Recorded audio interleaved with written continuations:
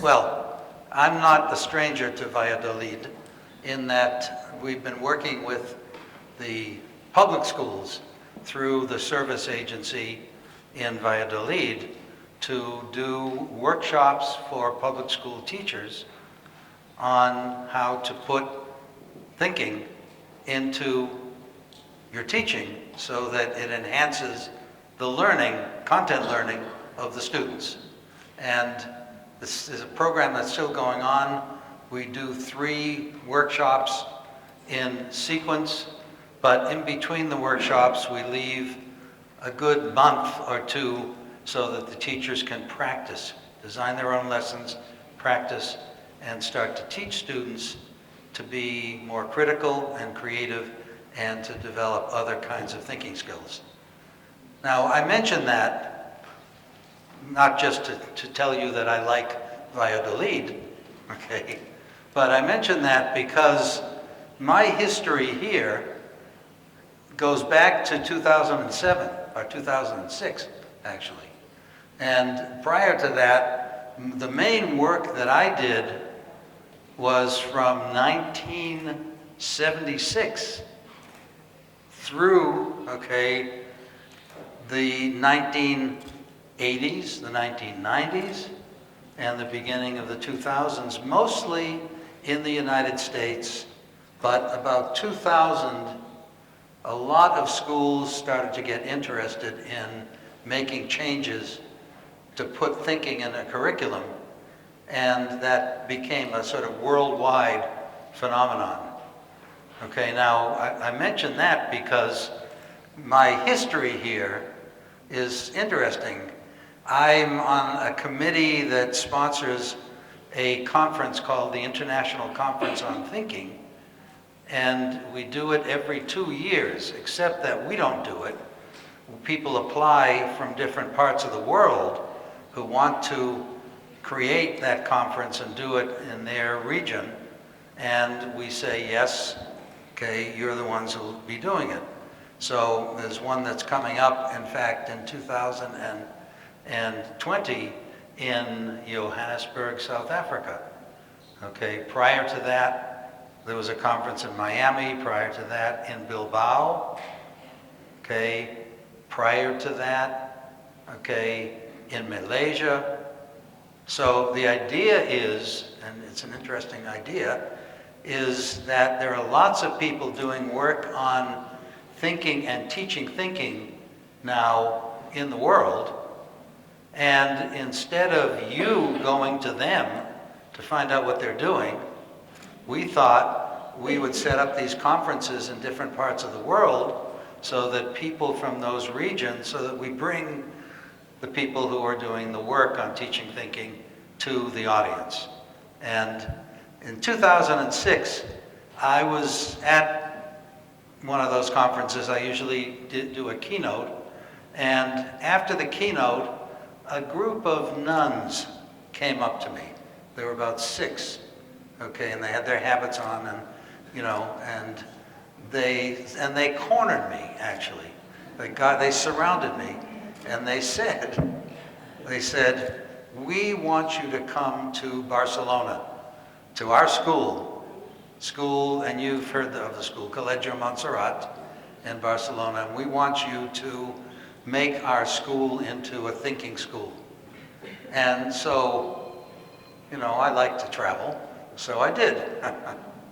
And it was very interesting because I worked with them for 3.5 years, and it really changed their whole school. And the fruits of what we did during that period are now, being planted around Spain and other countries. I was in Lima, Peru, okay, working with a school there, and I noticed a notice sent around to the school that some of the nuns from Col·legi Montserrat were speaking in another city in Peru. So we went there and I surprised them. What are you doing here? What are you doing here? And I mention that because that's what's happening worldwide. And what what I have experienced in Valladolid over the past year with the public schools teachers that we're working with, about 35 teachers, is quite the same that I've experienced almost every other place. And what is that? Well, I'll bet you that's what brings a lot of you here. And that is a group of teachers who have learned how to teach in traditional ways at their universities, and who have teaching certificates, and who go and teach, and who pretty soon realize that something is not working. The way they're teaching and what they expect the students to be doing, which is mainly memory-based, lecture-based and memory-based learning, okay, where teachers tell students things, as you know, some of you do this, I'm sure, right now, and the students make notes. They make notes from their textbooks, and then 2 weeks later, you give them a test and you ask them to give you back what they wrote in their notes. And if they give you back what they wrote in their notes, then you give them a good grade, and then, you know, and I've talked to students and I say, well, what do you do then? And they say, go on to the next thing. What about what you've just learned? Well, we finished that. We passed the test, okay? And the attitude that learning is to pass the test and ultimately to get out of school and go back into the real world, okay, that was an attitude of a lot of students, and teachers picked up on that, and a lot of teachers recognized that. And the attitude was, this is not really working. Students are not, we're teaching them things and they're passing tests, but in their lives outside of school, they're not using what they're learning. It doesn't fit with their lives. There's something missing. And, you know, I mean, I think that's right, and I think we've all experienced it. In fact, everybody here has experienced it. Even you folks, okay? Because let me ask you, you all went to school, right? And as you progressed through school, you had mathematics. And in mathematics, you eventually got to algebra. Okay, and I'll bet you everybody in this room has learned algebra in school. Is that right? And in algebra, you learn a lot of things. Amongst them, you learn about quadratic equations. And those are tricky equations, but you learn how to solve them. And I'm sure you passed the tests, okay, and you know how to solve quadratic equations. How many of you have used what you learned about quadratic equations in your life over the past 5 years? Okay, put your hand up high. There's always one in every group, okay? 10 years. Okay, okay. Well, that's the point. And from my point of view, that's unfortunate, because what we learn about quadratic equations is helpful, but it needs to be translated into something that we can use in our lives. And maybe we do use some of the things we've learned, but we don't recognize that we're tapping into our knowledge of quadratic equations. And the same is true of almost everything else that students learn, except basic mathematics, their language, okay, and a few other things about their culture. Okay, but the French Revolution, that must have been a topic in your curriculum. How many of you have thought about the French Revolution over the past 5 years? Well, it's interesting, because there are budding revolutions taking place on this planet. And, you know, it's worth wondering how things are similar to the way they were back then, prior to the French Revolution, and how they're different, and what that difference means. Okay. Well, if you're not taught in a way that prompts you to think about those things when you're in school and value them as a way of learning, if you're just taught to remember names and dates, like who was the king who was killed in the French Revolution? Okay? Well, we'll give you a test. and there'll be 4 choices, okay? They will be, okay, King Henry VIII, Donald Trump, Louis XIV, Louis XVI. Who was the king who was killed? Well, I mean, if you guess, you have a 25% chance of getting it right. If you know and you get it right, well, good. Okay. Now, I remember being at the commencement, the end of the year ceremony to celebrate students in this school who had completed the school. And that was the way the school operated. And I knew these students who were completing the school, they had their gowns on and they had their little hats, okay? And the principal of the school said, now our students have learned what they have to learn to be ready to go out and do great things in that big world out there. And I thought, well, Louis XVI, that's the right answer. They ever going to use that? Etc.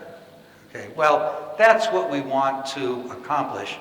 And just to fit that in the context of this conference, to me, that we have a tradition, okay, in education with regard to what we think students really need to learn to become assimilated into our society. They need to learn about our culture, they need to learn the language, and they need to learn things that they can use, okay, like some basic science and mathematics in their lives outside of school, okay? And when I got invited to this conference, I thought, tradition? I mean, many people would say that in what we're doing, we're throwing away the tradition, okay? Tradition? Innovation? Well, yeah, innovation, because change is the big theme in the 21st century, and it sounds like the kind of change means throw away the old stuff and put in something new, but that's not the case. And I'm going to show you, okay, how thinking-based learning, what I used to call the technique of infusing critical and creative thinking, good thinking, into content learning, okay, makes it clearer, okay? But I stopped using that because every time I talked about infusion, people said, are you talking about tea? Okay, well, no, okay, it's a metaphor, all right. So I changed the name thinking-based learning, which is really what it's all about. And what I want you to just keep in your head is the idea of the way students are learning to learn is the innovation. The impact on their learning reinforces the tradition that you find in the standard curriculum, okay, in a country, in a region, etc. And I want you to think about the examples I show you from that point of view. Now, that's not quite right, because the tradition, what's in the curriculum, changes from time to time. And that's actually a good thing, and maybe that's part of the tradition, adapting it to changes in society, etc., etc. But part of the curriculum in Spain is not Chinese history, okay? And actually, it's interesting because I've done work in Saudi Arabia, and the first time I was there, I mentioned as an example Julius Caesar crossing the Rubicon, okay, which most people in the West learn about, okay, when they study Rome, okay? And everybody in this audience of 1,000 people looked at me, and some of them scratched their heads, and I realized they've never heard of Julius Caesar or the Rubicon. They don't know what that's all about. And what I discovered was that their curriculum is built on Islam.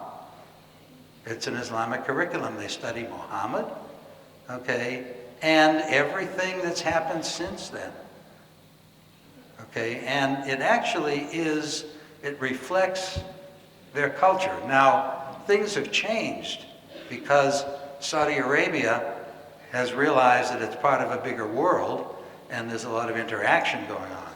But it's that sense of curriculum that I want you to keep in mind. So, what am I talking about?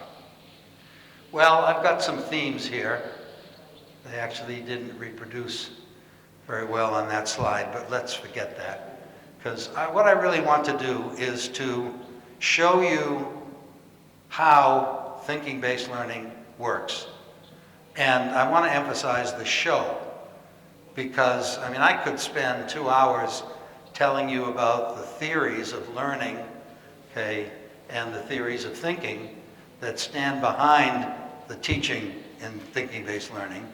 But, and that may interest you and you may learn some things, but that's not going to help you very much, if at all, in thinking about what you can do in your own teaching. Okay, so I'm not going to do that. I'm going to rather show you examples, and we're going to talk about what's in those examples, the changes that the teachers have made, what's happening with the students, and how that fits into a kind of broad sense of the kinds of things that we need to do to change the way we handle classrooms in order to bring about what I consider to be real deep learning. Deep learning about what? About things important things in the traditional curriculum. Okay? And before I really get going on this, I want to say that, I guess I'll put it directly, that in this presentation, I'm not the expert. I'm not the person who's showing you a design for a teaching project that I developed.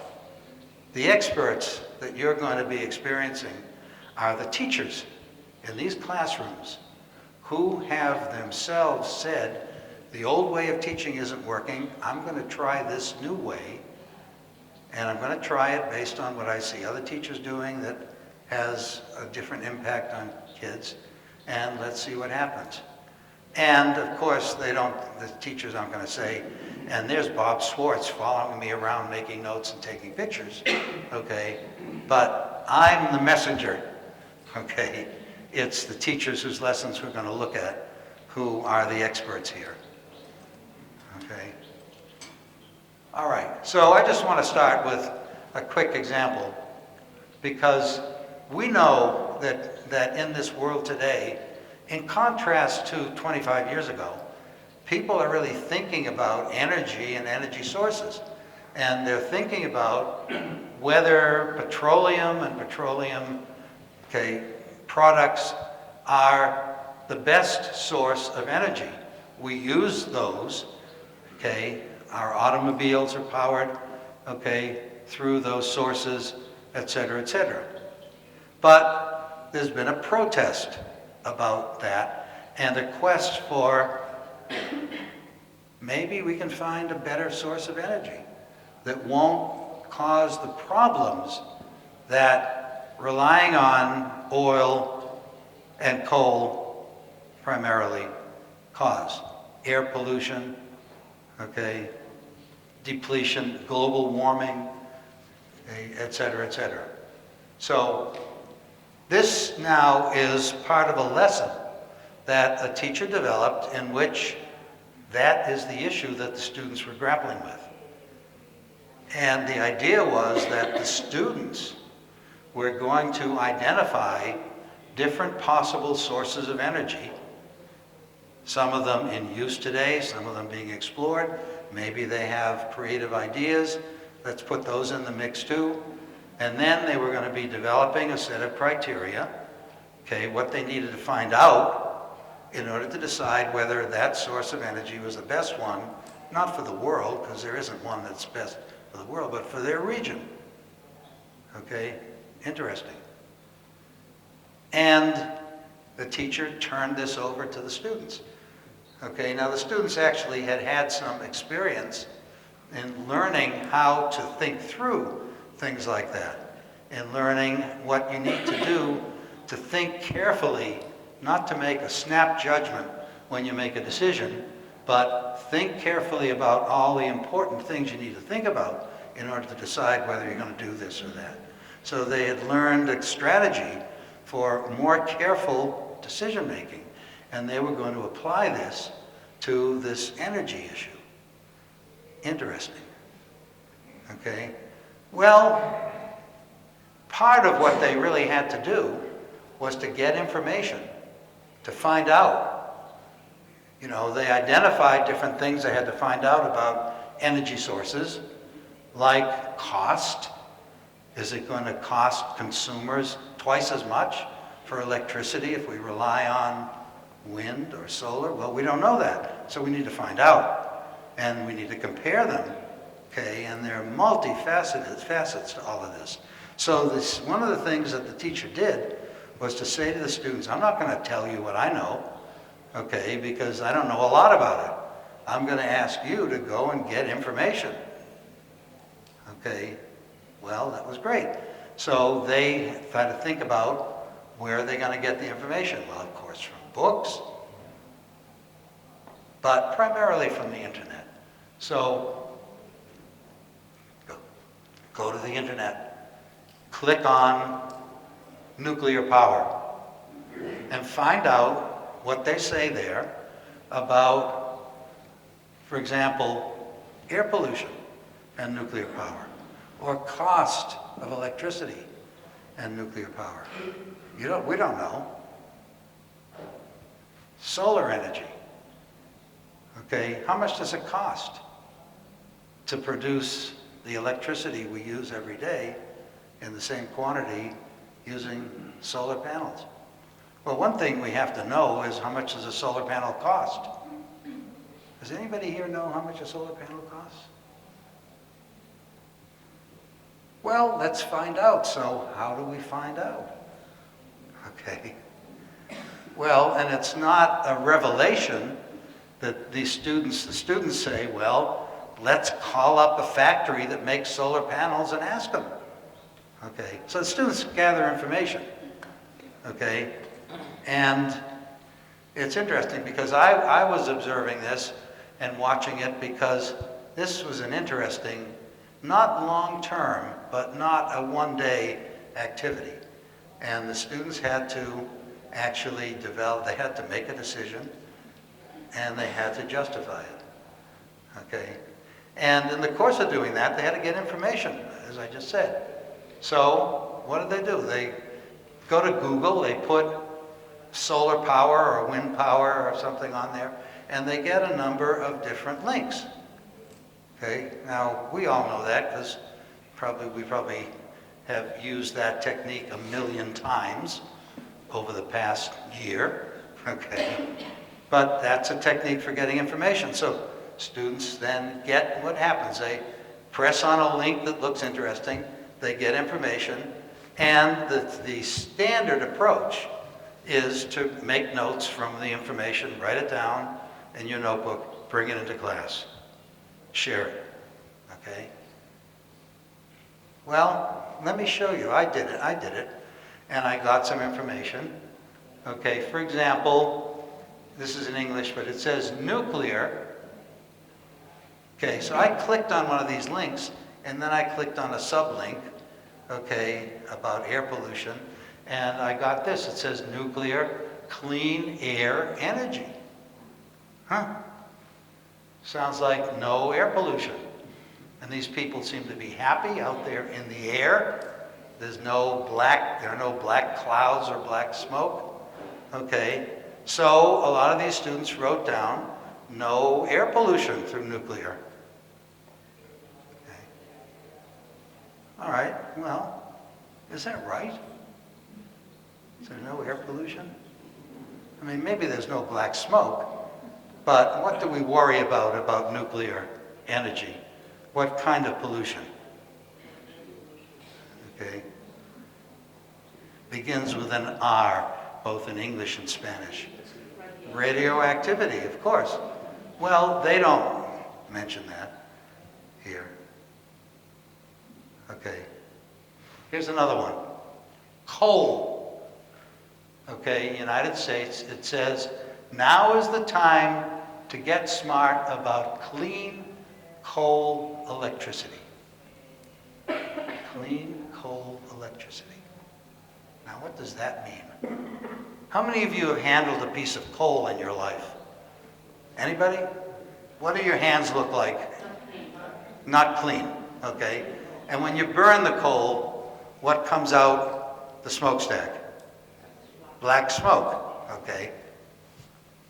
But many students take this and they write down no air pollution, clean coal electricity.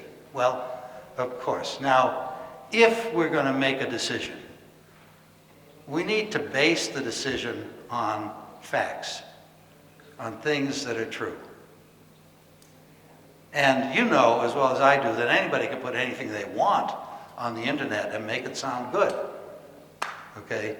So, it may be an important thing, in fact, it is important, to help students learn how to stand back and ask, is this reliable? Is this something I can trust? Can I accept it? And have it play a role in my decision making? Okay, well, how do you do that? Well, we don't teach students to do that. We tell students what's true, what we want them to accept as true or not, and we don't give them a chance to critique that. But we need to do that. I mean, think about your classrooms and how much your students rely on the internet and how much they accept without thinking about it. So, now, you know, if you visited the USA or you watch news in the USA, okay, then you realize that over the past year at least, this issue has surfaced. The issue is whether things that we're being told by people in high positions in the US or anywhere in the US are things that we should accept as accurate. Okay, and most people, a lot of people do, because when they went to school, they never ever challenged anything that they were supposed to be learning from. But we need to do that. We need to help students learn that. So what? Well, this teacher did. This teacher said, well, and she raised these questions, and she said, now let's stand back and let's think about how you could find out whether the information here and in the other things you get is likely to be good, correct information, or not. Or maybe it's information and you can't decide. Maybe, you know, you're just not sure whether it's accurate or not. How do you find those things out? And what these students did was they developed a checklist of questions that they want to get answers to that will help them. Like, who is the source? Who wrote this? And, you know, what's the reputation of that person or that group in giving us good information? And what's the profession of that person? Etc. But not just that. What do other people say? Is there confirmation by others? How did these people get their information? Did they do experiments, etc., etc.? And I thought, my God, what these students are coming up with is a list of questions that you need to ask and answer about anything, any piece of information. And I thought, this is amazing. These kids, they're using this for information about energy sources, but they have developed something they can use for the rest of their lives. Okay? And I talked to the teacher, and the teacher said, well, you know, it's interesting because what we did in this class today, okay, is something that releases our students from the tyranny of the textbooks they read. They read textbooks and they're told everything in the textbooks is correct. And yet you can find different textbooks that conflict on certain things, okay, differences of opinion, etc. So the teacher said that what they've developed is going to help them to stand back and think about anything that they're not sure about, and ask whether they should believe it or not. Okay, and I thought, well, of course, because that's a critical thinking skill. Critical thinking, okay, is the kind of thinking you do when you try to find out whether what you're considering is something that you should believe, you should accept as true. Critical thinking is supposed to not just criticize, but it's supposed to lead you to endorse something as well supported and probably true.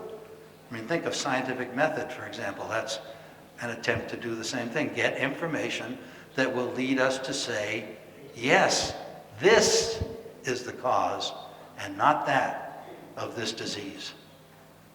Okay? And that's what these students had done. Let me show you. Okay? Because they realized, of course, that if they start with information that's inaccurate and unreliable, any conclusions they draw from that information are suspect. So that information you start with is very, very important. It's not enough. Okay, because we want to help students extend their knowledge. But where do you start? Well, so how do you determine that?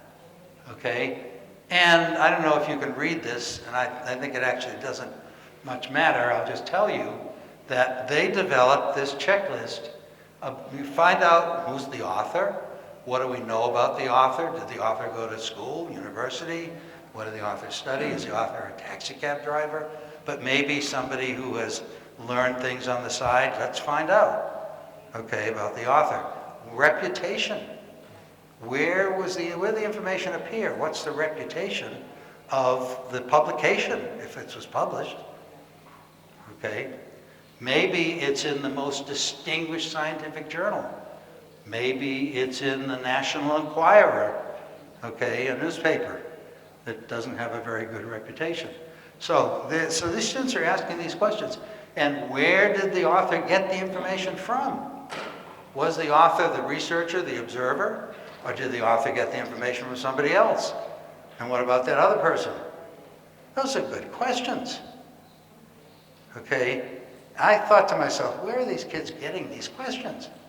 Okay, and what I realized was, though these are street smart questions, although not as sophisticated as this, but out in the street with your friends, if somebody says something, okay, you're going to think, does he have a reason for trying to get me to believe him? Is he going to make money if I do what he says to do? Etc. Okay, so they put these together, and I thought this was absolutely fantastic. The categories are the author, the publication, where did the information come from, and others. Is there corroboration by other people? And who are they? Okay. Now, think about that. If you get answers to these questions, and they all tend to support, okay, that this it may sound strange, okay, but it may be something that's well supported that we should accept. Okay, so you're trying to make a critical judgment based on this kind of investigation. And I thought this is exactly what we want to help students learn to do. Now, doing this once isn't enough, because if we want to help students develop skill at thinking, that means like anything, like learning how to play basketball or play the violin. You know, you start and it's not working too well, and you learn how to do it carefully, and you practice it, and it becomes second nature. So that whenever you get information, you don't stop and say, I better think about reliability of sources. No, you just do it. That's part of your nature, is to not accept anything unless you've got reason for thinking that it's likely to be correct. Okay? Now, that's something you can't accomplish overnight in a classroom. Okay? But to me, it's like learning a language. You know, after 10 years of schooling, you don't expect your students, when they're speaking to you, to say, wait a minute, let me stop and let me list the different ways of constructing a past tense in Spanish so that I pick the right one to use in what I'm saying to you. No. They've learned all that. They practice it so that they don't think about it anymore. It's part of the way they behave. Okay, and that to me is what learning a skill is. And that's what this teacher was trying to help these students do with regard to this one specific kind of important question about what they're learning. Okay? Now, keep that in mind. Okay? Because change, okay, as I mentioned, that's been a big theme in the 21st century. And it's morphed into innovation, of course. Okay, what kind of innovations can we make to make things better? Some people interpret it as throwing everything else out and starting afresh. But no, that isn't what's happening. What's happening is, for example, here's a proposal. We need to change education by emphasizing, focusing on thinking, communication, and collaboration much more than we do in a regular curriculum. For example, collaboration. Well, you know, after you finish school, if you don't go to university, you go and get a job. And usually your job is not to be a loner. Your job is to work together with a group of people. That requires collaboration, teamwork, etc. And if you've never had practice learning how to do that so that it's effective, well, you're stuck. And you may not really make it. Now, to me, it's a travesty that developing collaboration skills, teamwork skills, okay, is not a regular part of academic learning. In fact, just the opposite. There's competition.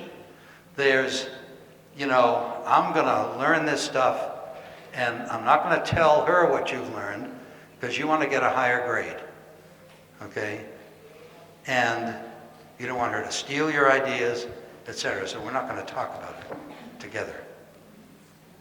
Okay. Well, collaboration is a topic, and students learn how to collaborate in school. Okay, where? On the football field. Okay, without teamwork, okay, this sport is not going to operate properly. And you learn that. Well, how do you do that academically? And now think about in our lives how much we really need to rely on and work with other people in order to make decisions, to think about what we're going to do, etc.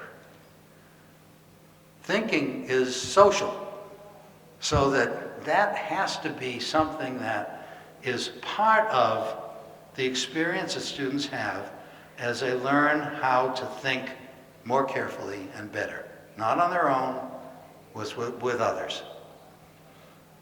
Okay? But we have this old model. This is a great painting. Okay, standard classroom. You can't see the bolts that bolt these desks to the floor, so they can't be moved. Students in rows. The teacher is saying, I just asked a question. If you have an answer, raise your hand and I'll call on you. Okay. One of the rules in this classroom is you can't talk to any other students. Okay. And tell me your answer, because then I'll know it's your answer. Of course, that means I'm not taking into account that to develop a good answer, you need to really talk to other people, dialogue, etc. Okay. What do you come up with on your own? And there are 3 kids who raise their hands. Okay? And the teacher's going to ask the first student, what do you think? And the student's going to say something, and the teacher will say, stupid, that's wrong. Okay? You need to learn a little more. Okay? If the teacher says that to that student, what's that student going to do next time he says, raise your hand if you have an answer to my question? Is he going to raise his hand again? No. In fact, if you look at this, I think most of the kids in this classroom who aren't raising their hands are not doing it because they don't know. They're doing it because of the way they're treated if they make a slight mistake. Okay? Now, does that facilitate learning? Okay, well, what's this? Ooh, I did the wrong thing, sorry. Whoa, what happened? Press the wrong button, sorry.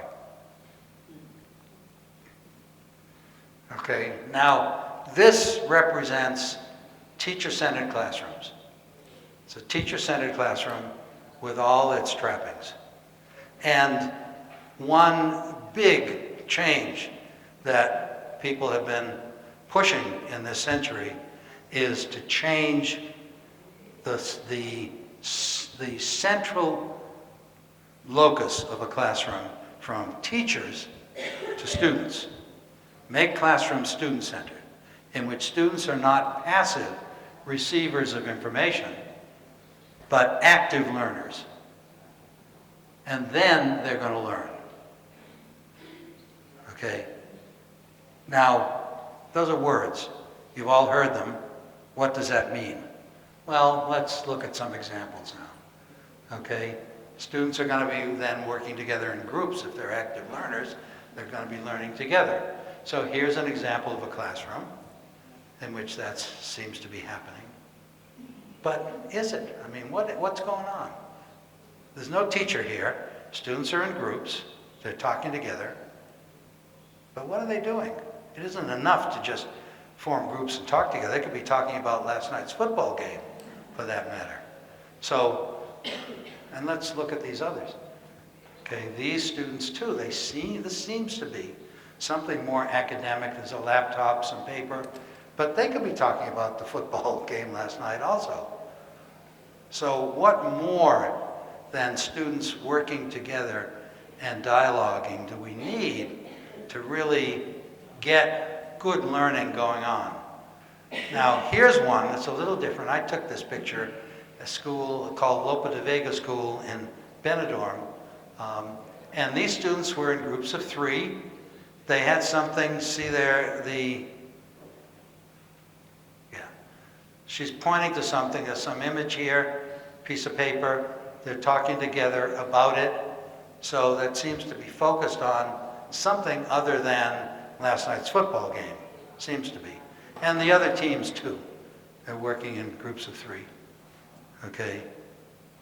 Even these little kids, the 2nd grade, they're climbing over the table to talk together about something, and I can guarantee you it's not last night's football game. Okay, well, what is it? What's going on here? What gives substance to this change?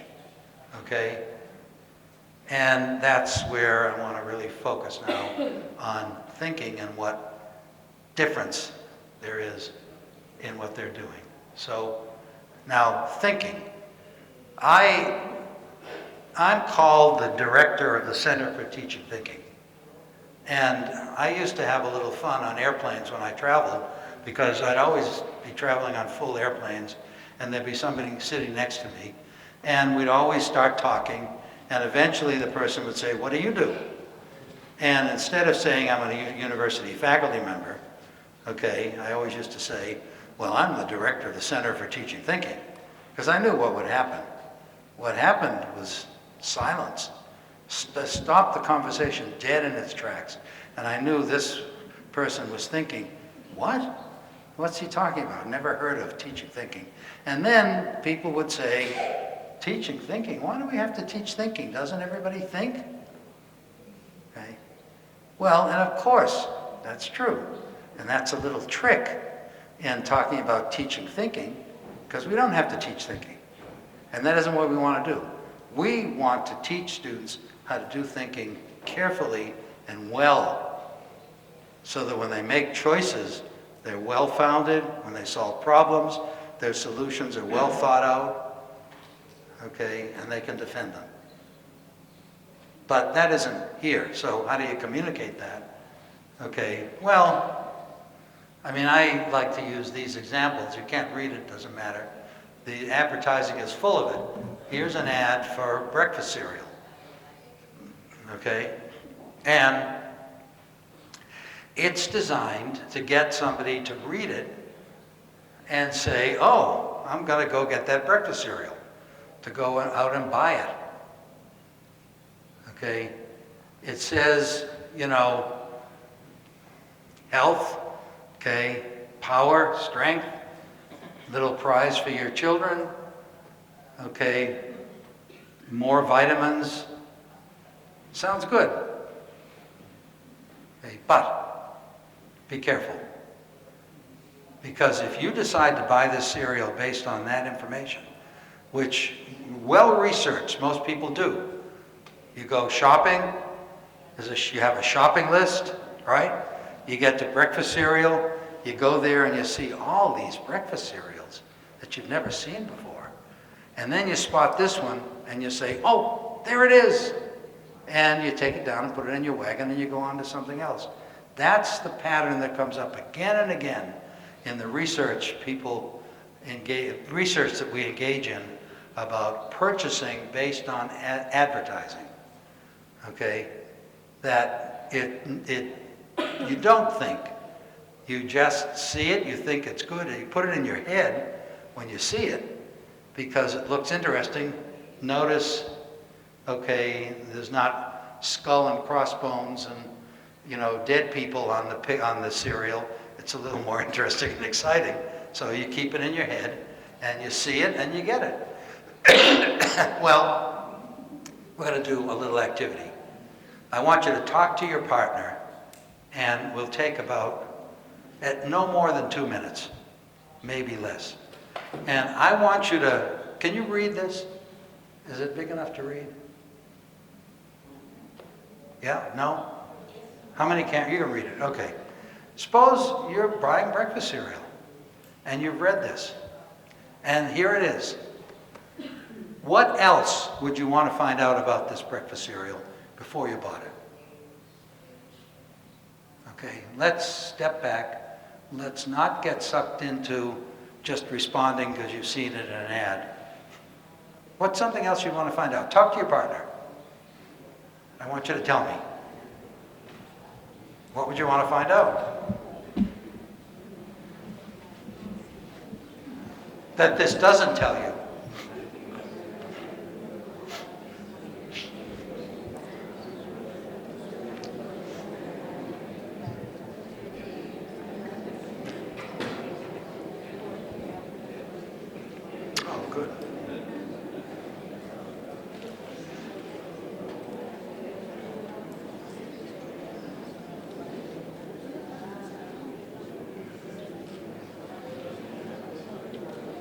What do you think? What else would you want to find out? Seriously.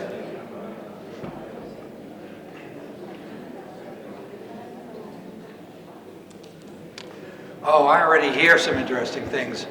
So, let's stop. Let's stop, because many of you have already come up with one or two things. Tell me, what would you want to find out about this breakfast cereal before you bought it? Okay. Anybody? I've heard, you know, you're talking good talk. Put your hand up. What? The amount of sugar in the cereal. I didn't tell you anything about that here. Okay. Why? Why would you want to find out about sugar? Because it's not the same to take like, I don't know, a small amount of sugar than 30% of sugar. Okay, and why? I mean, what happens if you have a lot of sugar? Bad for Bad for your health. your health. So you've learned. Okay, I didn't see anybody look at your cell phone and open your laptops to find out what do you need to find out about breakfast cereal. You got that information. You called it up from where? Where was it? And where in yourself?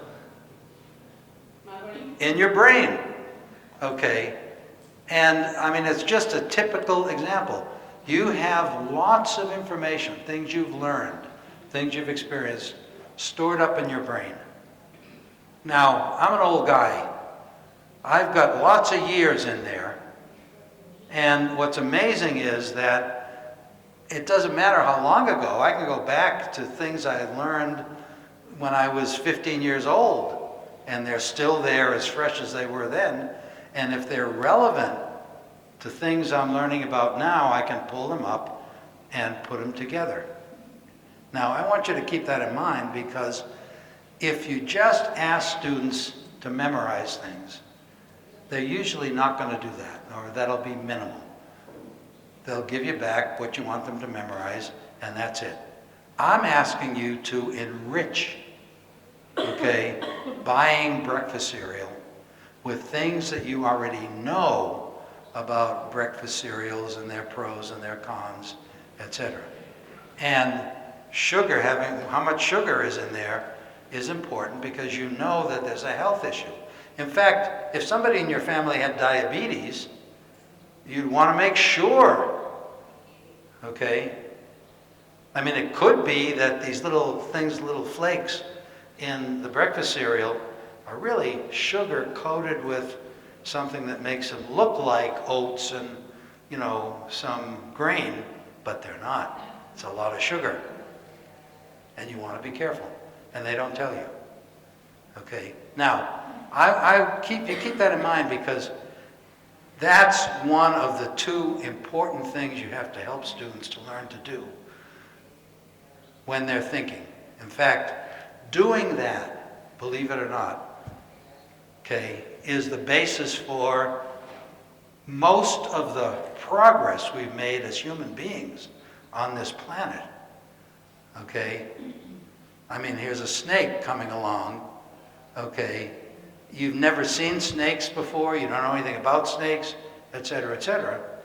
Compare that to what you would do if you knew about snakes and you identify this as one of the most poisonous snakes on the planet. Now, you identify that not by what you see, but what you've learned already and what's in there. Okay, and you're going to get out of the way. Well, think about the internet. The internet is one of the great inventions, enhancements of our lives. Okay? And it didn't come about piecemeal. It came about by teamwork, okay, of people who accessed and used things that they already knew about other things that were analogous to this to help them to do such and such and such and such. It's like the invention of the telephone. Okay? This fellow, Alexander Graham Bell, I mean, he thought we should be able to communicate orally with other people at a distance. Okay? Because he had learned that sound moves in waves. So if you say something, you're not just going to move your mouth, it's going to affect the air, and it's going to create a pattern, and if you hear it, it's going to be translated into something you're saying. Okay, and you may be saying to him, sound travels in waves, and you'll understand that. Okay, but he was grappling with it because he realized that, you know, you can shout across a field and people could hear you, but how can you transmit messages miles, kilometers? Okay, they fade away pretty quickly. All right, and he thought, well, maybe you need boosters. You need something that will pick up the sound, amplify it, move it along, and then you get another one, and another one, another one, another one, another one. Okay, but it seemed like that would be tremendously complicated. And, you know, you'd have to be near, I mean, you couldn't carry something around with you. You'd have to be near one of these boosters to hear what somebody was trying to say to you miles away. Well, maybe you needed a receiver of some sort. Okay. Well, but how would that work? Well, it wasn't Alexander Graham Bell. It was somebody else on his team who said, wait a minute. Don't get stuck on waves in the air. Let's think about other things that travel in waves. And we've learned that about electricity. And electricity travels further than sound. So maybe we should think about that. Well, that's an innovation. It's based on what these other folks had learned about electricity, putting those things together. And of course they said, well, then we will need some way of translating the sound into an electrical impulse. And maybe we need boosters along the way, but not as many. Okay? Well, I mean, that's an example of thinking in which the thinkers are making use of things that they already know to create, okay, something new that is going to change the world, which it did. Okay? Now, just asking students to give you back pieces of information that they've memorized is not going to do that. But doing what we just did, what else do you need to find out? Okay? You're going to be searching your brains and you're going to expand what you know and emphasize certain things about something trivial, this cereal. But, okay, think of the invention of microchips for use in electronic communication and in the internet. It's not obvious. It takes the same kind of thinking analogously, what do I already know about things that could do what we need to do because what we're thinking about isn't working, etc. Okay, now, starting children to think that way, doing that, to basically try to access things that they already know, is going to enrich, it's going to create a structure of information in which they put together things they've learned and things that they're experiencing now. So that's one important part of all of this. Okay? And let's keep that in mind, because you'll see this in some of the other lessons. Okay, but why be concerned about thinking here other than constructing an understanding of what we're thinking about based on prior knowledge? Well, there's another problem, because with our thinking, even though we construct an understanding here, maybe your decision to buy this cereal is a mistake. Maybe you haven't thought carefully enough about it.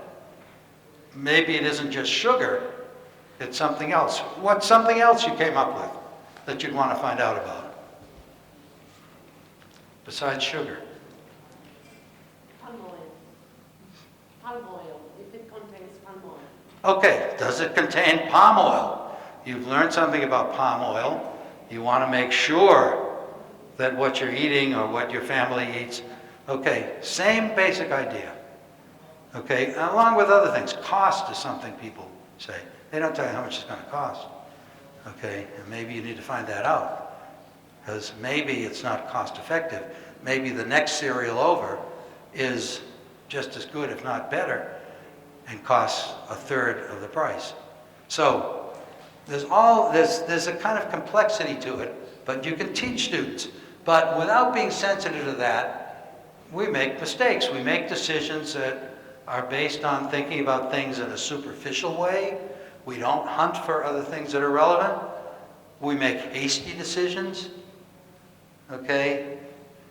We're not clear what we're really trying to decide about, and we make a decision, and we realize that, hey, I didn't really want to decide that, but that was part of what I decided. So there are all these mistakes that we make. This is a list, actually, that my friend David Perkins from Harvard's Project Zero and I sort of worked out in the 1980s as a basis for what we want to help students to learn to do to avoid making these mistakes. And that's what we're getting at. Okay, when do they make these mistakes? All the time, every day of their lives. When they make decisions, when they solve problems, when they make predictions. So let's keep that in mind too. Okay, so how can we avoid these? And the traditional answer is teach thinking skills. Okay, what's a thinking skill? Well, decision making, predicting, finding causes, those are not thinking skills, because you can do those in a very unskillful way. Those are ways of thinking, what you're thinking about. How do you do them? All right? And I actually compare this to swimming. Okay? I'm sure you've all had the same experience if you've ever jumped into a swimming pool and thinking you can swim across. You jump into a swimming pool, you think you can swim across, and you don't get very far before you have to put your head up and breathe. Okay? But if somebody who knows techniques like the Australian crawl sees that, they can come over to you and say, well, let me show you some things you can do that'll allow you to get across the swimming pool without having to stop. Okay? You kick your feet, you stroke with this hand, and as you stroke with this hand, put your head up, okay?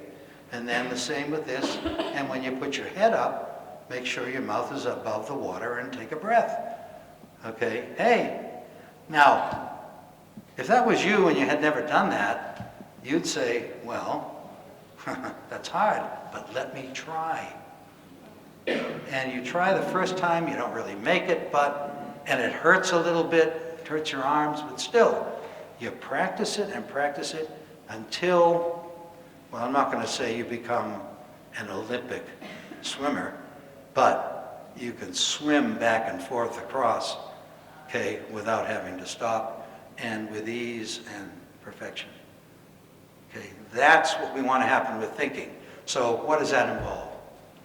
Okay?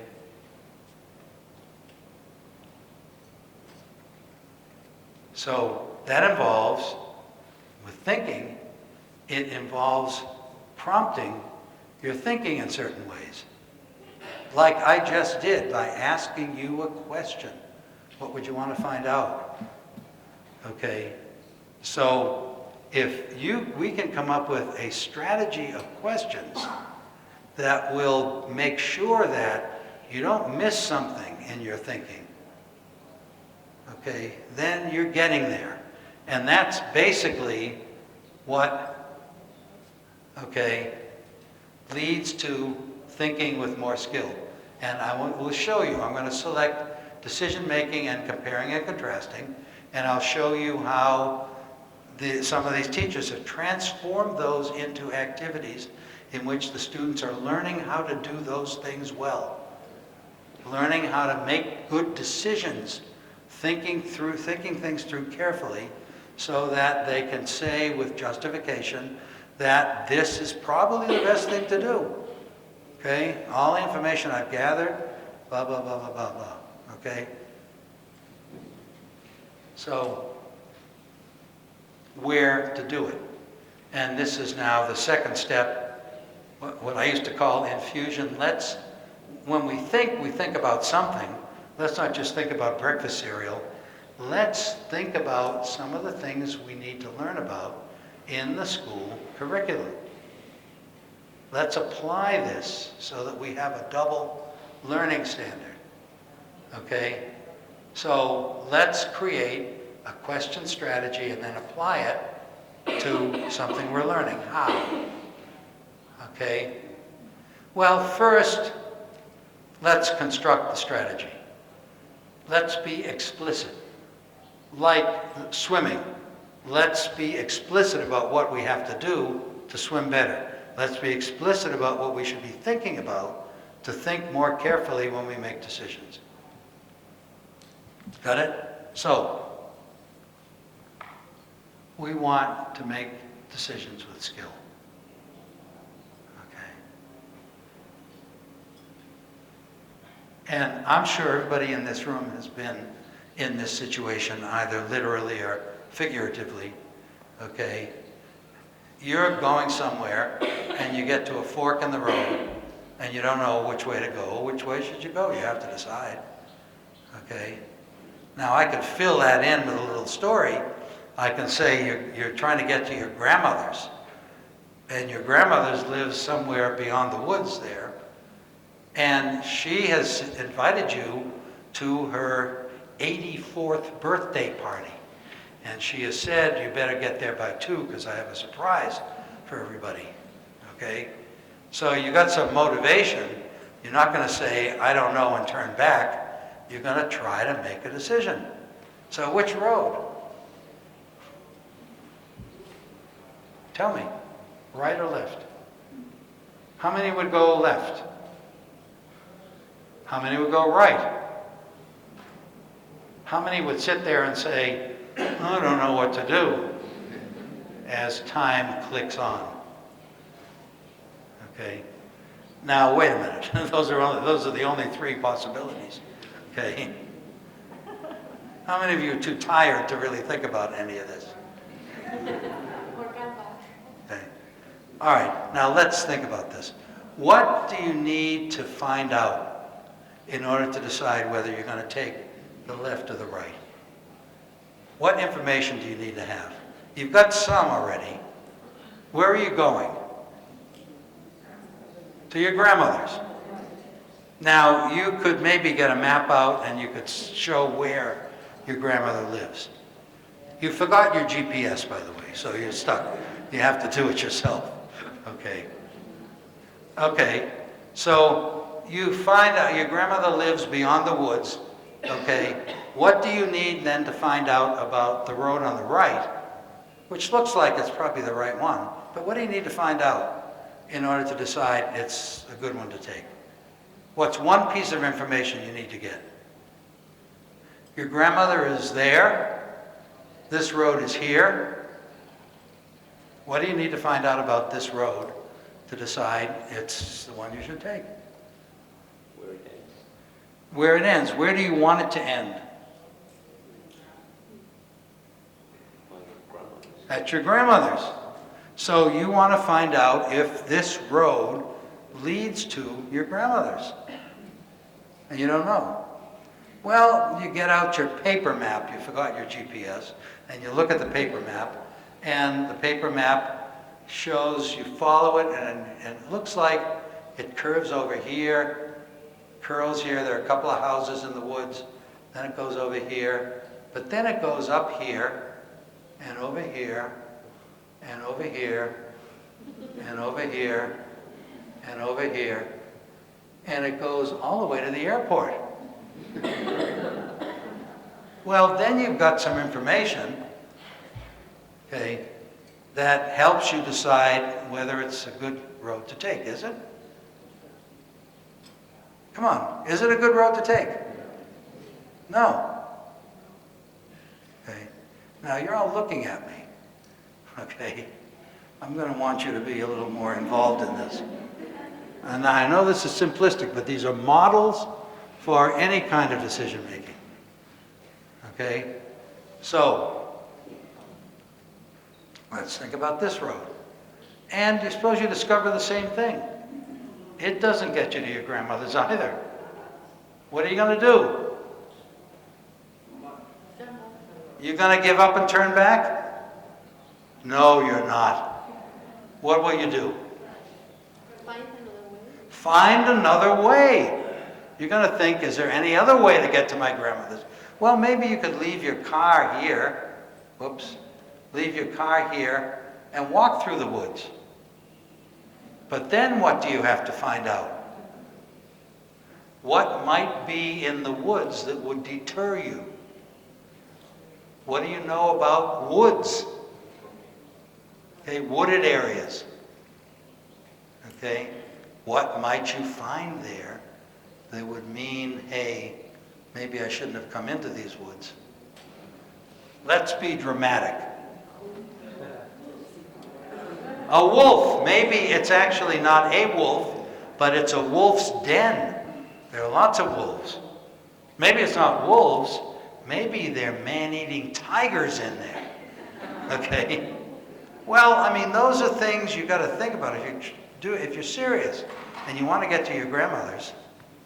Okay, let's think about those things. What do we need to find out that will help us decide that we shouldn't do this one, or we should? So you're looking for not just the pros, the good things it leads to your grandmother's, but you're looking for the cons as well. Okay, now we know that. We do that in our decision making Many, many students don't. So that should be a question. What are the good things that we could find out, or that we do find out, and what are the other things we find out that are disadvantages? And let's balance them together before we make our decision. So let's write all that down, okay? And let's create what I call a thinking map for decision making. So here now the students are writing down the questions that they want to follow. Now why do this? Well, if you just discuss it, it's easy to forget some of these techniques. So let's all agree that we need to ask and answer these questions before we make our decision. Okay?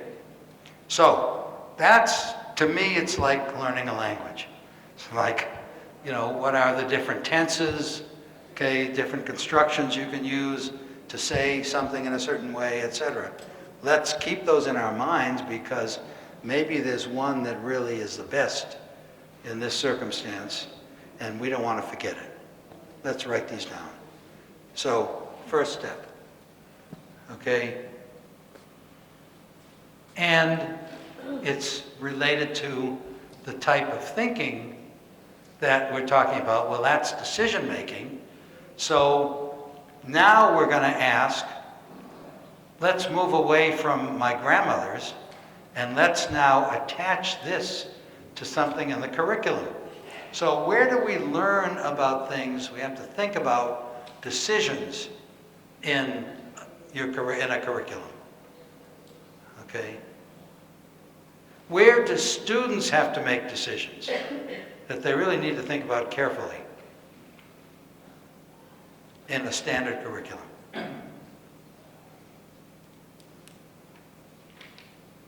Do you students have to make decisions? Or do you just make decisions for them? You don't want to do that. You want to help them learn how to make decisions. Well, in upper grade science and university science, there's a lot of laboratory work, right? Well, you got to decide how you're going to dress when you go into the laboratory. You're going to wear goggles, rubber gloves, or not? Do you have to protect yourself? Well, there are some decisions you have to make like that. If you have a writing assignment, you know, choose a topic and a theme from the book that we're reading, you have to decide what you're going to write about. Those are decisions. You need to think about it in that way. But in the curriculum, more often students study decisions. Okay? And the curriculum is full of decisions. For example, let's go back to France. Okay? Here's the strategy. Who's this?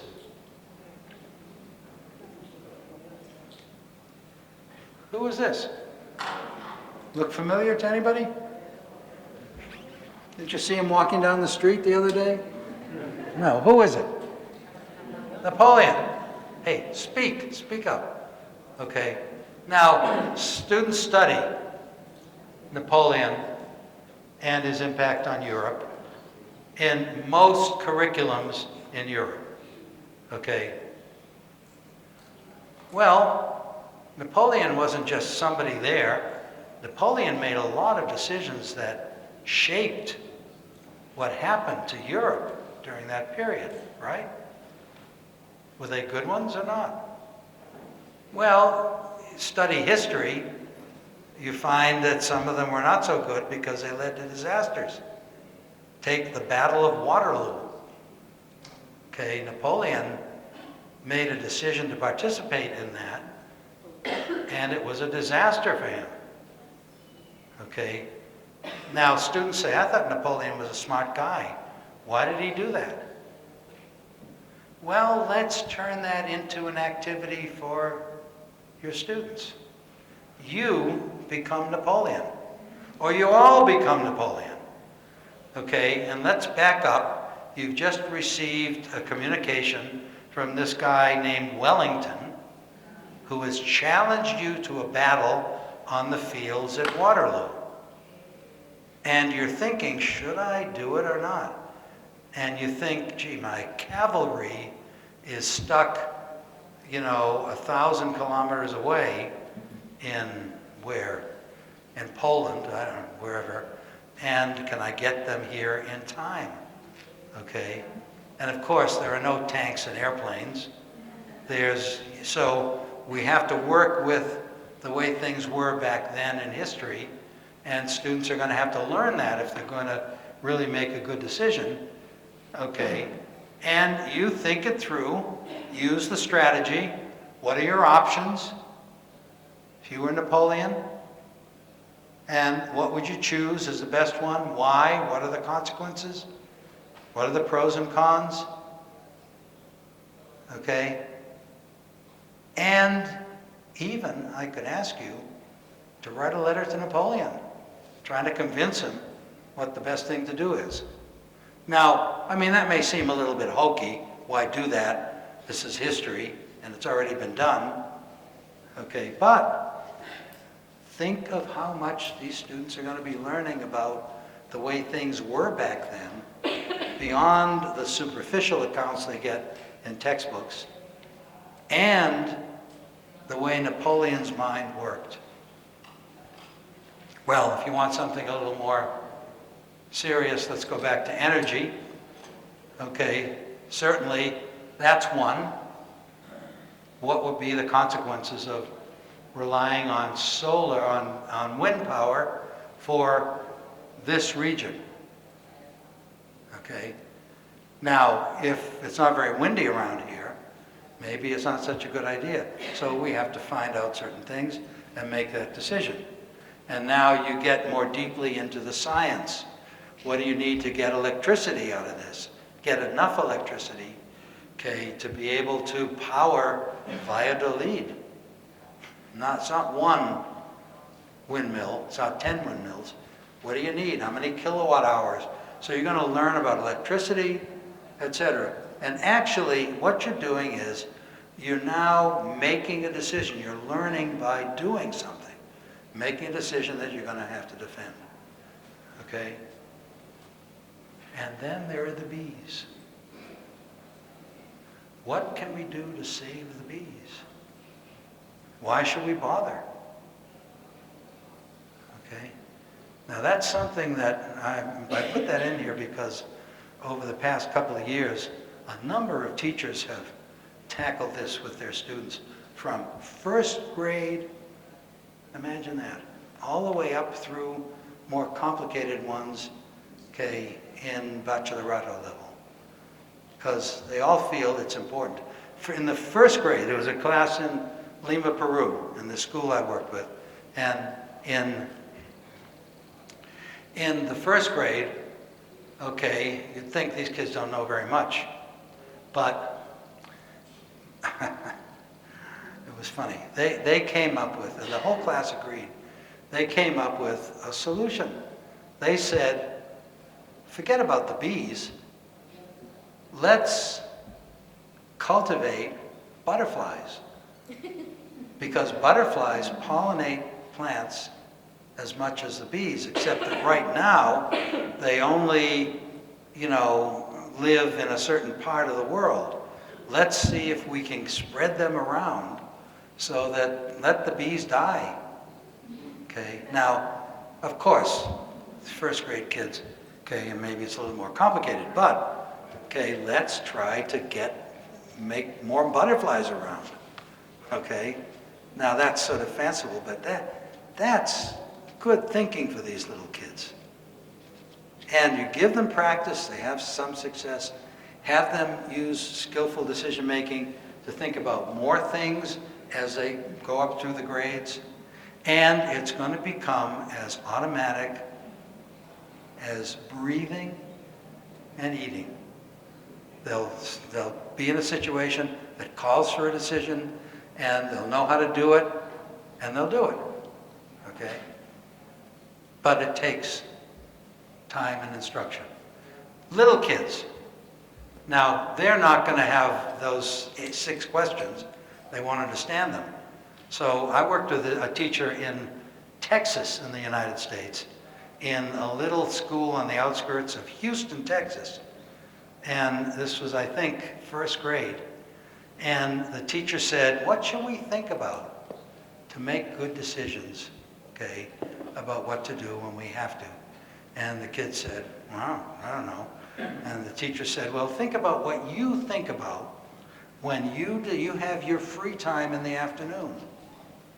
Okay? What do you think about when you decide, I'm going to go outside and play, or I'm going to stay here and play with the blocks and play with my friends and whatever? What questions do you ask? How do you decide? And basically, they said, okay, what are the different things I could do? What will happen if I do them? And which is the best one? Okay. Kindergarten kids, little kids. So this teacher said, I'm not going to use that more complicated one. We're going to work with this, and I'm going to give students practice doing this, making decisions. Okay. And as they go up through the grades, they'll expand it and add some of those other questions. Okay. I thought, great. You know, that's right. That's going to make this friendly to these students, whereas trying to do the 7-question one is going to frustrate them no end and they won't understand it. Okay?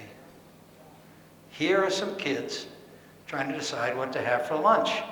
First grade, Lima, Peru classroom, and the teacher has given them paper plates and then giving them little cardboard, you know, examples of different foods. There's a banana, there's a hot dog, you know, et cetera, and they have to put them together to make a meal.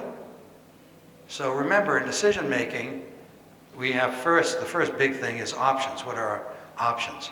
So each group of kids is going to come up with an option, all right? And what's going to happen? Oops, what happened? What did I do? Why is it not advancing? Oh, okay. All right. Now, another possibility is stories. Here's a story written by an American author named Dr. Seuss about Little Elephant, Horton. Okay, and I don't have to tell the story, but it's a really interesting story that a lot of teachers use in kindergarten and actually in the primary grade, in lower primary. And it's typical of stories like this for kids. There are always animals, and the animals make decisions. Peter Rabbit decides to go into Mr. McGregor's garden, etc. And these books are translated into Spanish, and they're here. So the book builds up to a certain point where Horton has to make a decision. So you become Horton. And what's the best thing to do? And you're going to use skillful decision making.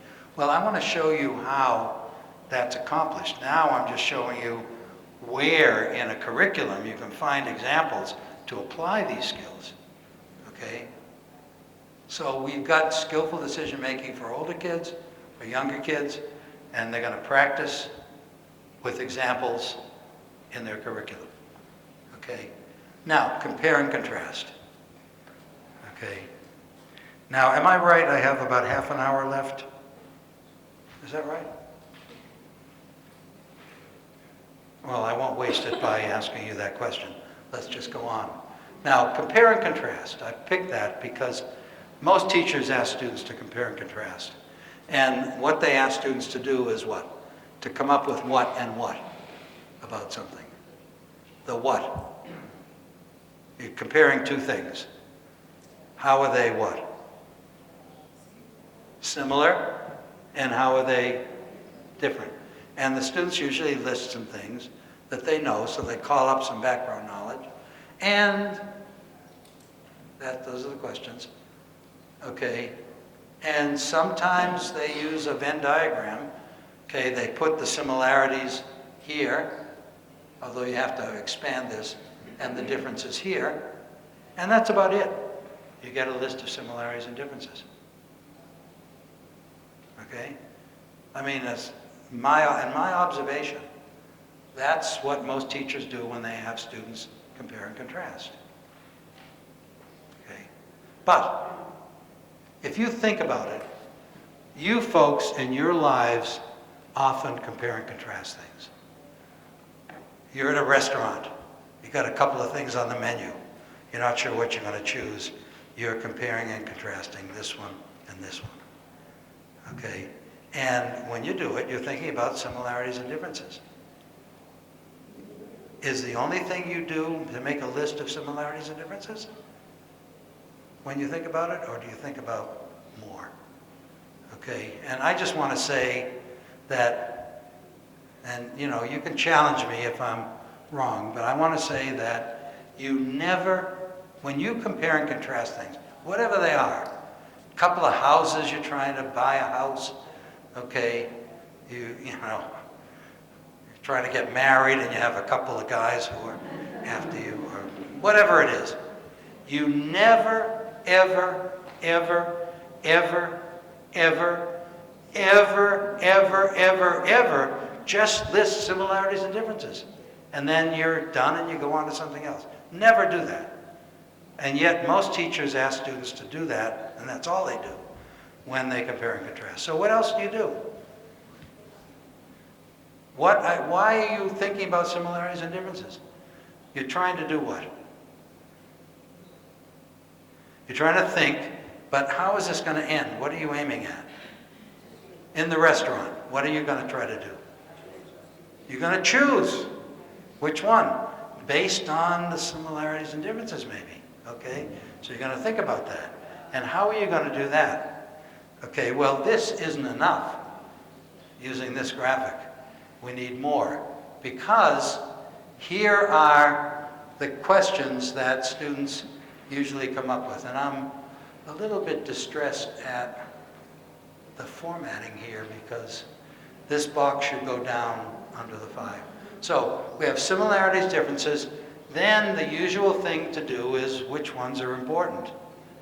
Which ones should I really consider? And then what are some of the important things I need to think about in order to make a decision here? Okay, like cholesterol, okay, or, you know, sugar, etc. So you're sort of narrowing things down, and then you make a choice. You draw a conclusion. You say, I'm not going to have the filet mignon, okay, even though the price is low, and I love filet mignon, the cholesterol level in that piece of meat is 10 times higher than the salmon dish, okay, which really has some tasty sauce and what have you. So I'm going to go for salmon, okay? Now, you didn't just close your eyes and pick salmon. You thought about it based on some of the important similarities and differences. And that's where this comes from. And this is what most kids use, okay, comparing and contrasting. Strategy. For example, Mediterranean foods and fast foods. It's a common example. Okay? And I'll show you some results in a minute. Okay?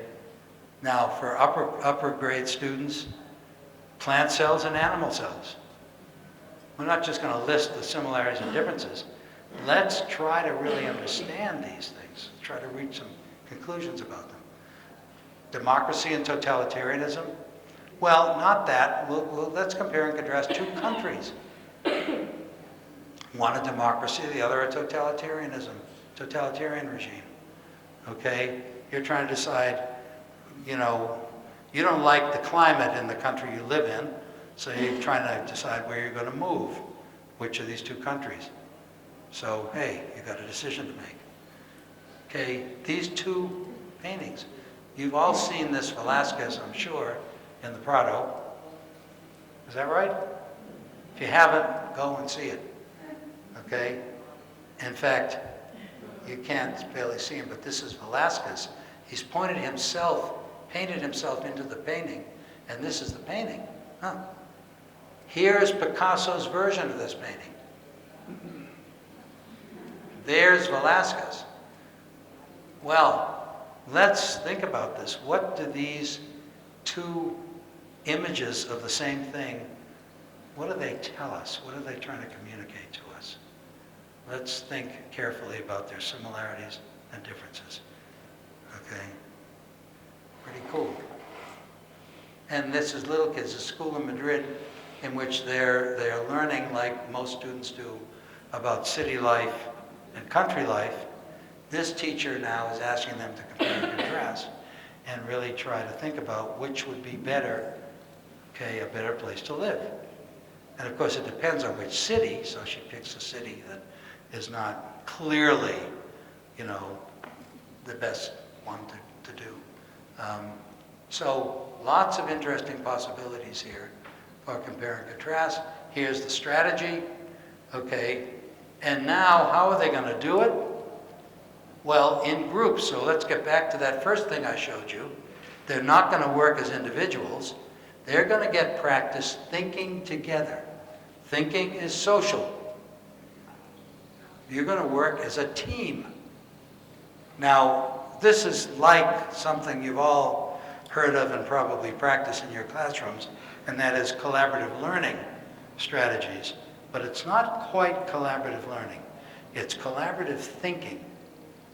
Now, what the yield is going to be learning, but how can you help the students engage in thinking together in ways that enhance the learning that is going to come out of this work? That's an issue and a question, and it's important, and it's something that, you know, people often draw upon some of the other techniques, the techniques that people who use collaborative learning and not much else do, like having one student be a recorder or another student be a reporter, but the groups work together. They maybe work in teams, they come up with ideas, they have a group of 6, and they really try to filter out, okay, the thinking of the group, okay? So now lots go on, and that's this example I showed you. Here's one from a school near Barcelona, and this is interesting because this student was identified as a gifted student. These two students, you can't tell, but they're recent arrivals from Nigeria. And there's another student back there who's just an ordinary student, okay? And they're working together in a team, and I took this picture, and then I saw them doing something, and I snuck up, and I took another picture of them. They look at their heads together. Doesn't matter who they are, which one is gifted and which one isn't. And this one student, he's the recorder. He's writing down the ideas that they come up with. Okay, so this is structured work, and it's supposed to reflect what we do in our lives, okay, when we really work together in a community to try to think something through.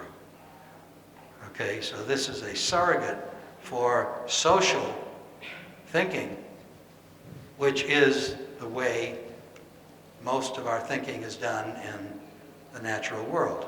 Okay, and these little girls again, now what are they thinking about? They're thinking about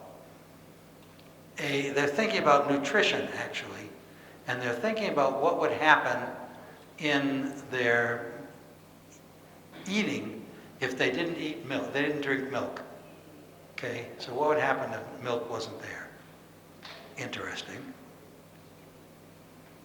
And where's the teacher? Well, what's his teacher doing? Now look at these kids. They've got their backs to the teacher. They don't care about him. They're working together. And is he interfering? No. What is he doing? He's walking around. He's listening to them. If there's something that he thinks he needs to say to them about how they're doing this, he'll do it. If they ask questions, he'll try to respond. Like this teacher, this is a teacher from a school in the island of Mallorca, and it's a girls' school, and these kids have asked a question, okay, about what they're working on. Okay, they are working on a lesson, believe it or not, about the moon landing. And the question that they're trying to deal with is, did the first moon landing, I think it was Neil Armstrong, was the guy who supposedly went down the ladder and stepped on the moon. They're trying to figure out whether that's true or not, because people have raised questions about that. Is that reliable information? Interesting. And they have questions for the teacher. Now, I will say that's a lesson. I wrote a couple of books about all of this. I didn't write them, okay? I wrote one of them with some colleagues, and then the other one is a collection of lessons. And they're in Spanish. I meant to bring a set here, because of course I want to sell them to all of you, okay? But the book's called Thinking to Learn, and they're published by SM, and you can get them on Amazon. And this is one of the lessons that's in the book, okay? Okay, now, what do they do in these groups? How do they think together? Is it just freewheeling discussion? Okay, well, here's compare and contrast. They actually use graphic organizers. And what we discovered in the 1980s was to have graphic organizers like this, that we allow the students and the teacher to develop, helps them to not only organize their thinking, okay, but it gives them a place to record their thinking so they can come back the next day and say, did I say that? So that they can share and critique their own thinking. And so Mediterranean food and fast foods, these are the kids. They look pretty happy. They're actually writing on a graphic organizer. They're actually smiling not because, I don't know how they feel about the lesson, but because they spotted me taking the picture. Okay. And this is the last two parts of their graphic organizer. I don't know whether you can read it, but basically they say that there are lots of things that we like to eat that aren't very nutritious or healthy, and we should try to cut back on them. Okay? That's a pretty good conclusion that they drew, okay, using comparing and contrasting. Plant cells and animal cells. Now, you can't read these things, but there are a lot of technical details, and most of them are in language that none of us understand unless we teach biology. Okay? Well, these students, I mean, it's actually, this is from a classroom in, where? I think in Valencia. But it's in their textbooks is where that appears, okay? And this is their graphic organizer, and they're working together, okay, trying to do some comparing and contrasting. That's going to lead them to draw some conclusions, to learn something, to extend their knowledge, okay? And there's a teacher just sort of hanging around doing nothing, giving the kids time to think, basically. And the completed graphic organizer, you can't read it, and you probably can't read this part that I made bigger, but this was interesting because what some of these students discovered, okay, it was amazing. They compared and contrasted these, and they wrote down similarities and differences. They tried to figure out what the similarities and differences meant. And one of the students said, wait a minute, you know what I just noticed? He said, I noticed that the walls of plant cells are rigid, and the walls of animal cells are flexible. And he said, I wondered what that meant, and he said, I think I know why. Okay, now what is he doing? He's trying to explain something in nature, okay, and by some purpose. Well, what's the purpose? So he said, well, plant cells have rigid walls because they have to stack themselves on one another to get close to the sun for photosynthesis, whereas animal cells have flexible walls because they have to move around to get food. Okay? And some of the other students in the group said, oh, yeah. And then another student said, well, wait a minute. How do you know that? Isn't that just a theory? And the students got a little embarrassed and they said, well, I guess it really is.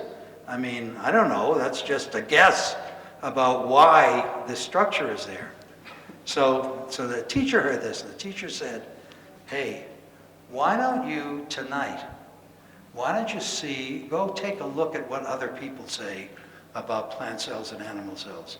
Go to the internet, go read some of the books that you have, okay, in biology, and let's see what people say about this. If they agree with you, okay, you've got a little bit of corroboration, but maybe they disagree, okay? So I thought that's really interesting. I mean, if they had just listed similarities and differences, they'd have a lot of technical words, and that's it. Now this has really got them into trying to understand something, okay? And I want to say that I've seen that so many times. Students who are disaffected from school, they don't care much, when they get involved in these activities, they really get involved and get interested, and they are willing to put time into trying to do some research. And they did, actually, and they came back and they all agreed that there were some subtle differences and there were some disagreements, but most of the people that they read who had written books, okay, about this stuff suggested the same thing, okay? So I thought, that's pretty cool. I mean, that's real learning, contrasted to listing 10 similarities and 10 differences. Okay. Democracy and totalitarianism. This is a school in Madrid. Okay, these kids have descriptions of 2 countries, and they're trying to sort out the similarities and differences. There's a recorder who's recording it on graphic organizer. Okay, and there's a teacher standing around doing nothing. Of course, giving them what's called wait time to think. Because the early research about teachers questioning revealed that 98% of teachers around ask questions. They don't just give lectures. But 98% of those 98% wait 3 seconds, and if the students don't answer the questions, they answer them themselves. So they really don't give the kids time to think about them. And that happens all throughout university as well. Okay, so the idea is give the kids time to think. And then it's the students who are writing the results on the board. Okay. And then there's this one. And then there's this. Oh yes, this is the same group. They have pictures of these works of art, and this student is the recorder, and she's writing down similarities and differences, and then my camera ran out of electricity, and I couldn't take any more pictures. And these are those other kids. Okay. And then there's mathematics. I'll show you quickly, and then I got 5 minutes more and I'll end. These kids are comparing and contrasting a pyramid with a triangle. Interesting. And yet, what are they discovering? They're discovering the difference between 2 dimensions and 3 dimensions, among other things. Okay.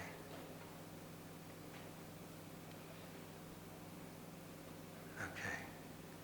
Now, let's go back to decision making for little kids. What did she do? Well, here are the groups. This is their lunch recommendations. Okay. And this is the graphic organizer she's going to use, except she doesn't write it on the board, she uses its form. So these are the options, whoops. These are the options, the different meals, and then pros and cons. So she's going to take each one. What's going on here?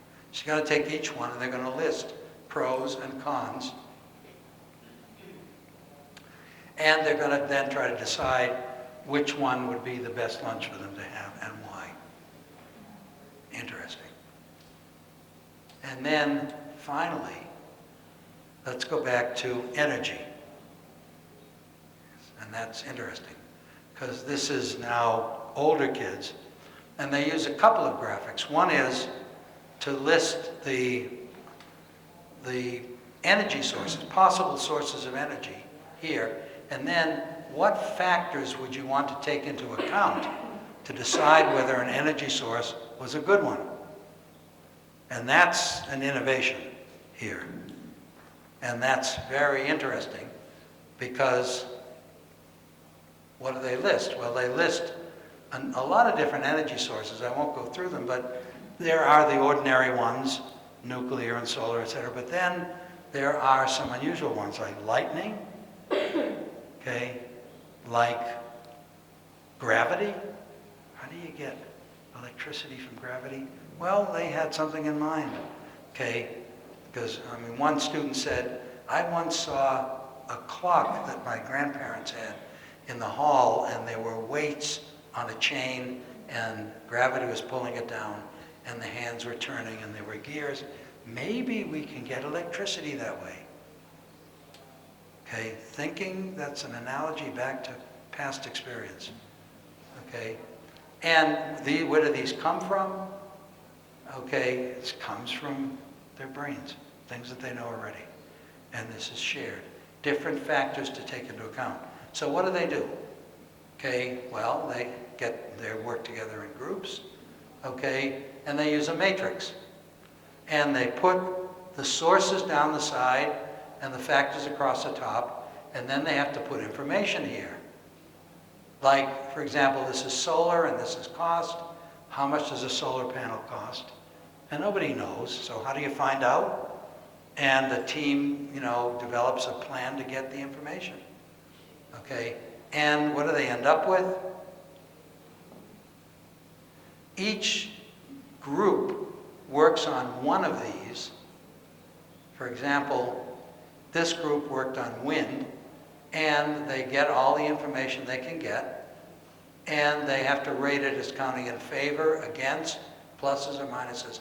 Or, really important, and they put a star there, we have to count it more, and the key is down here.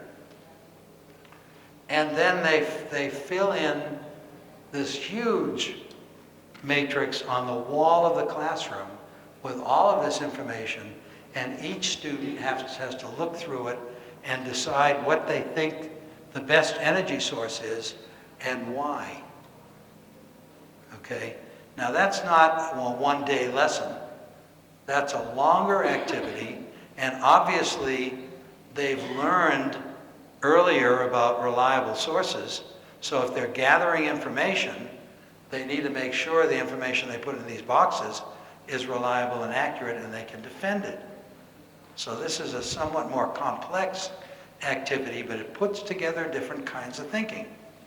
Okay? And I thought, my God, when I saw this, I thought, these kids probably know more about energy and energy sources now than all of the other students in the school, and probably all the teachers too. I mean, look at all this information they've gathered. But they then have to choose and make a decision, and they have to be prepared to explain why. Okay? And they don't agree always. So this teacher said, 2 of you get together, 2 who disagree. I want you to be open-minded, listen to your partner. Maybe your partner found something that you missed. Take it into account, and it's okay to change your mind. And I thought, my God, I mean, how many adults say, well, I've made up my mind and that's it and I don't want to hear anything else, okay, and that's my decision, okay? And I thought, well, this is wonderful to help these students now develop this technique for expanding what they know. And writing. This is each student then, not student, they worked in teams, had to write an essay explaining why the energy source they picked is the best one. Now these are older kids, and I think actually these may have been first year university students, I'm not sure, but they're up there. But a lot of these students never wrote things like this. They had writer's block. And what they found was that the strategy gave them a structure for writing. So at first they would say, well, thinking about energy sources, okay, for such and such a region, we've got these 6 different options. And they'd list their options. I'm going to take one by one and explain the pros and cons of each, and then I'm going to, at the end, I'll make a choice and I'll explain why the one I choose is better than the others. And I thought, what is this? This is an organized way of putting into writing what they have on their graphic organizers and in their heads as they thought this through. So I thought, whoa, fantastic. Okay. Long piece of writing. It was originally in English, we translated it into Spanish. So,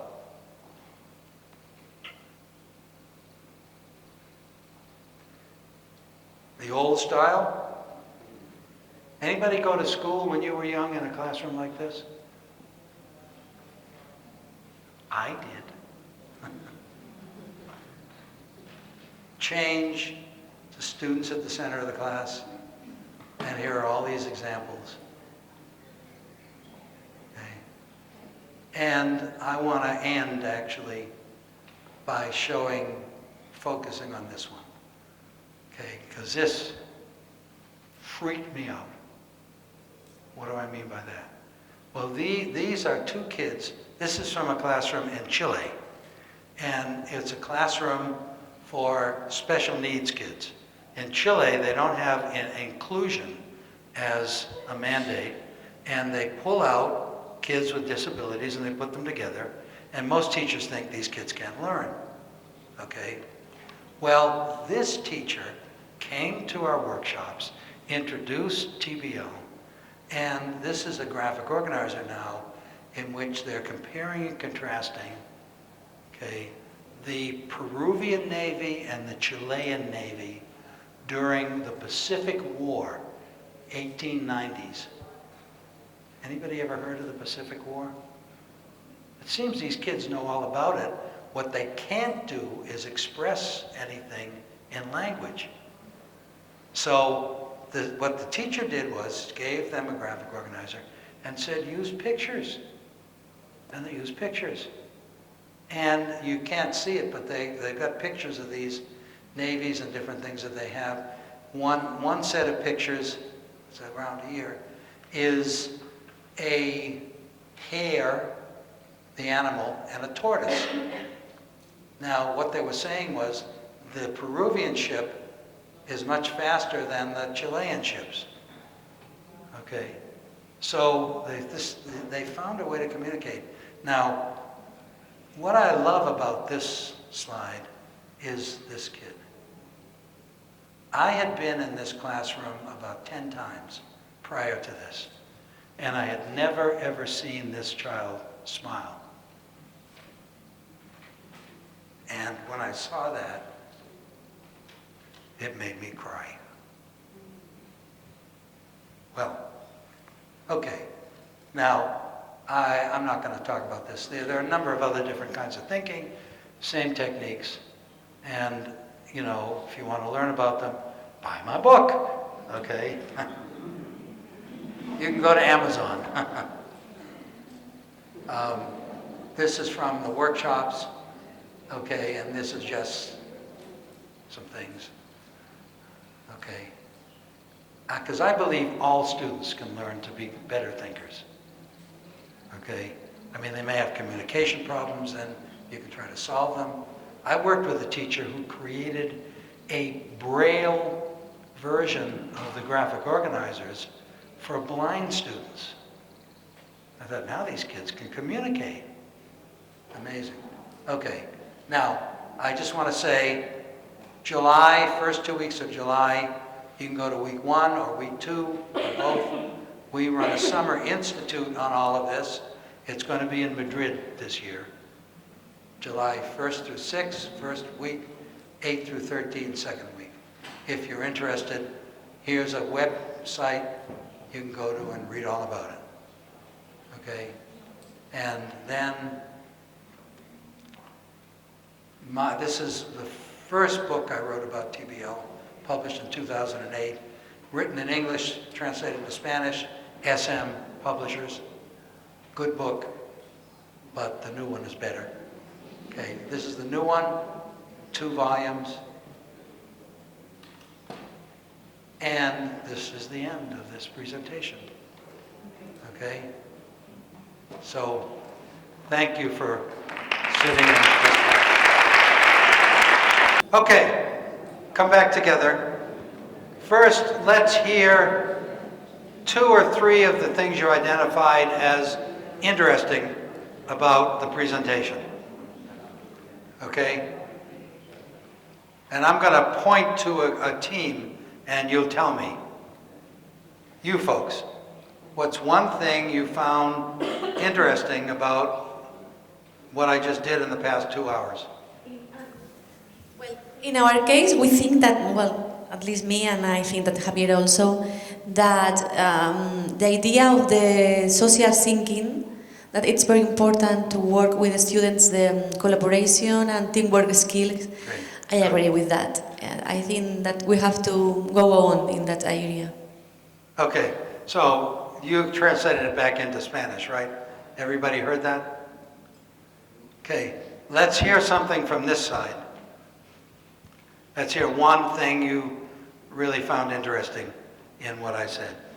Okay, let's take your team, you two.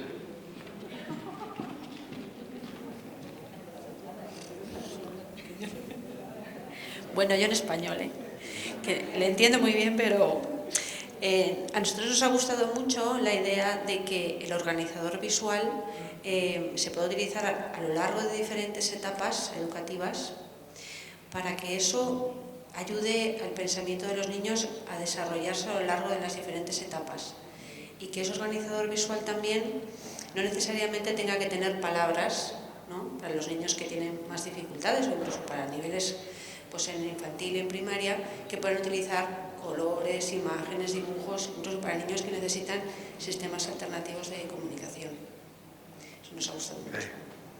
Okay, that's a good comment. Let me just say something more about that. As you progress with these students, at a certain point, you have to throw away the graphic organizers because you want them to get them into their heads so that in their lives they don't have to pull out a bunch of graphic organizers and decide which one to use. But they're great tools at the beginning. Okay? Okay, now questions. Okay, now you're back there. Let's hear from this team some one question that you came up with. Okay? All right, you folks. Okay, go ahead. All right, we found quite interesting how about the being reliable. Reliability of sources. Reliability of the information, and we find it quite complicated to teach students how to teach them how to be to critique, to know what is good information, where to find it, and what is a reliable source of information for that? Absolutely, they just don't do that sort of thing. And to introduce this with little kids is wonderful because it's easy. These are easy questions. So thank you for saying that. That wasn't a question, that was a comment. Yeah, good comment. We don't know how exactly how to do it. Okay, so, You start from the beginning and you start like. all right, so ask that question. Physical education Okay. All right, so how do you do it? Okay.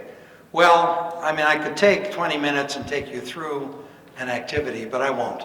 So I want to say what you need to do is start with not these heavy examples, but examples from their lives. You ask them, what kind of questions do you try to ask to find out if you should believe this person or that person? And then have them construct, their list of questions. You have to be careful because there are different kinds of sources. Written sources, oral sources, and you get different kinds of questions. You have videos that are edited and constructed to communicate a message. You have to ask about those too. But very important, so I'm glad you're asking the questions. Now let's hear from this side a question. Okay. Now, no volunteers. I'm going to pick on a group. Okay, you folks, right here. Question.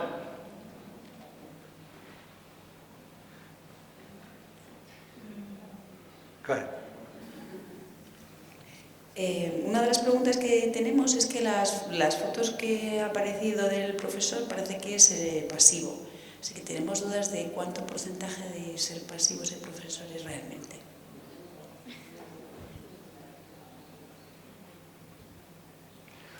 Okay, that's a good comment, and it makes me think I better put some other pictures in there that shows the teachers more active. You saw a couple of teachers being active. The teachers are going to switch from telling students things to asking them prompting questions to draw them out.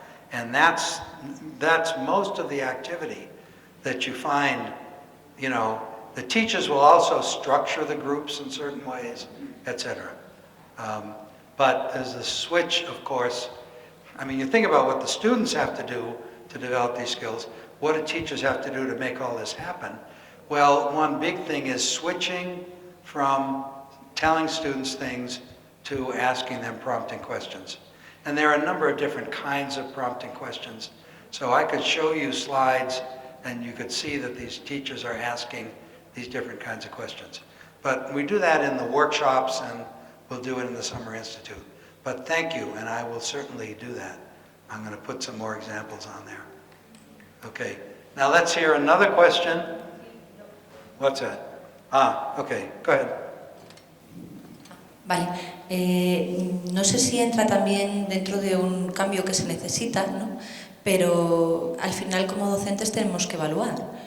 ¿Cómo evaluamos también todo esto? I have a couple of articles about that, but I will just tell you that you cannot assess this using standard multiple choice tests. You have to assess using short answer, using extended response from the students, either written or oral. So I'll just give you an example. Let's take a reliable source. Okay, there was an automobile accident, and here are 3 people who witnessed the accident.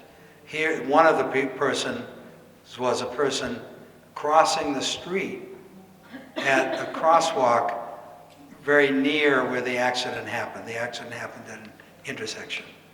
Okay, what might you find out about that person that would make you think maybe he's not such a reliable source?